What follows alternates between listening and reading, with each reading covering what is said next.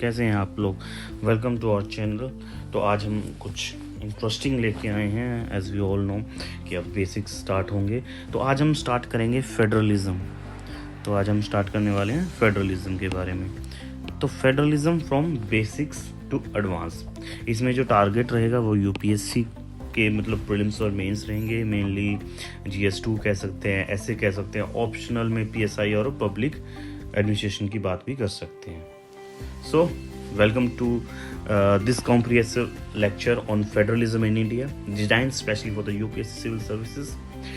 ये कुछ 1 घंटे का लेक्चर रहेगा. We will cover all the basics to advanced level to connect everything to UPSC prelims, main, essay, even optional subject as we all know.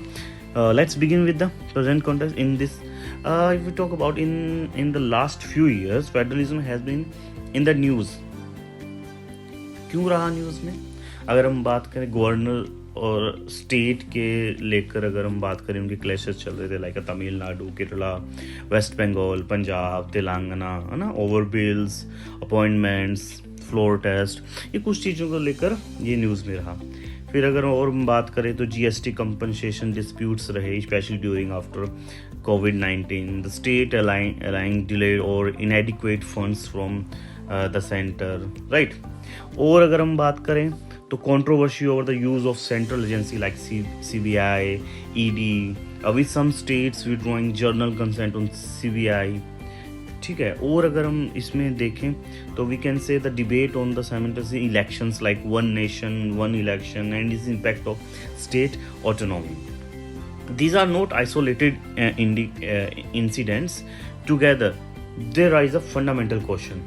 What is the fundamental question? That how federal is India's polity in the theory and the practice. Right?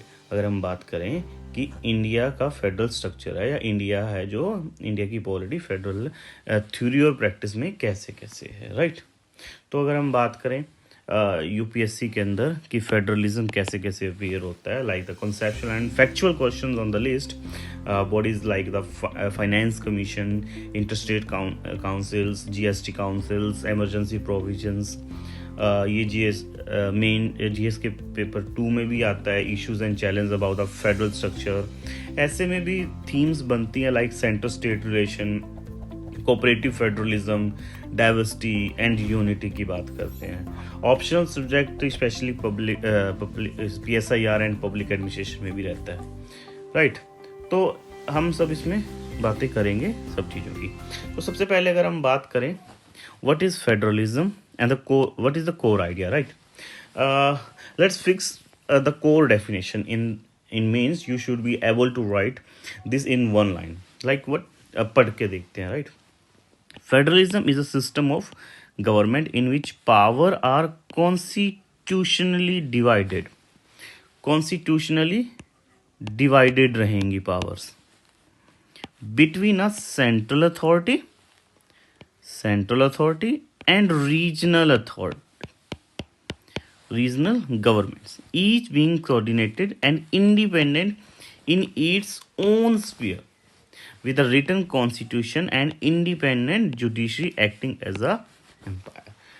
तो अगर आप इसमें समझे हो तो ये क्या कह रहा है कि एक सेंटर है, वो अपनी पावर को क्या कर रहा है, कॉन्स्टिट्यूशनली डिवाइड कर रहा है स्टेट्स में, और वो इंडिपेंडेंट है अपनी ऑटोनॉमी में, राइट।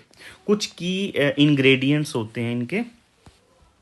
अगर हम बात करें की इंग्रेडिएंट्स के, तो की इंग्रेडिएंट्स क्या क्या होते हैं, तो की इंग्रेडिएंट्स जैसे ड्यूल पॉलिटी, आप लिख सकते हो ये चीज़ें। ड्यूल पॉलिटी मतलब सेंटर प्लस स्टेट। अभी हमने बात की थी, क्या बात की थी, रिटन कॉन्स्टिट्यूशन होता है इसमें, written constitution, clear rules of the game, right.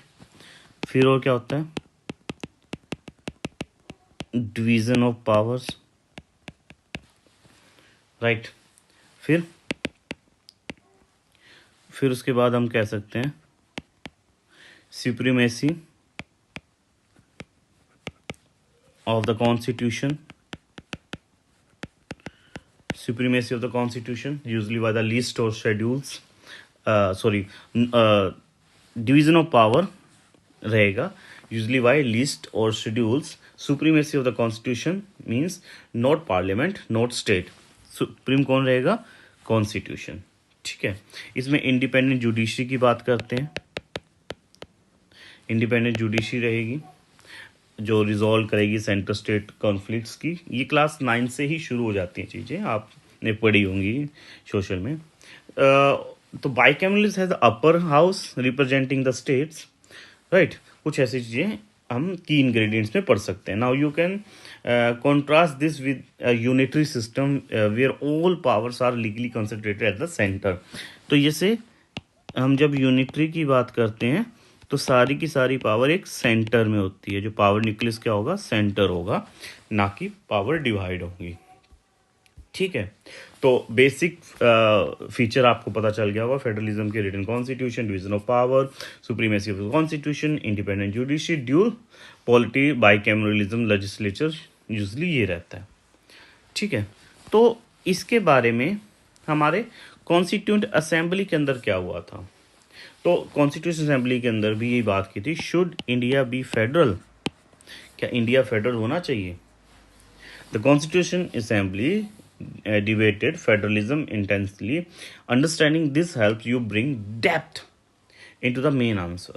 जो मेन के पेपर है में आंसर लिखने का अच्छा रहेगा. अगर हम बात करें डॉक्टर अंबेडकर की, he emphasized that India would be a union of states, not a league of state. He clarified that union is indestructible but not the indivisible state in the same way as in US. साथ में उन्होंने एक और बात कही थी. Ambedkar also said that constitution is federal in form but unitary in the spirit when required, specially during the emergency. ये चीज़ें आपको किस में आएंगी? मेंस में बहुत ही एज देंगे अगर आप इसको लिखते हो. ठीक है. उसी प्रकार के एम मुंशी जी थे, ए के आयर थे, उन्होंने भी सपोर्ट किया था स्ट्रॉन्ग सेंटर के बारे में. They arguing that partition, communal tension and need for national integration required a powerful union. क्यों? इन सबको देखते हुए, क्योंकि उस टाइम आपको पता है कि अगर जैसे कि पाकिस्तान की डिमांड हो रही थी, अलग एक सेपरेट स्टेट की बात हो रही थी, हर कोई अपने लैंग्वेज के आधार पर, रिलीजन के आधार पर अपना अपने स्टेट की बात कर रहे थे कि हमारा स्टेट ये होना चाहिए.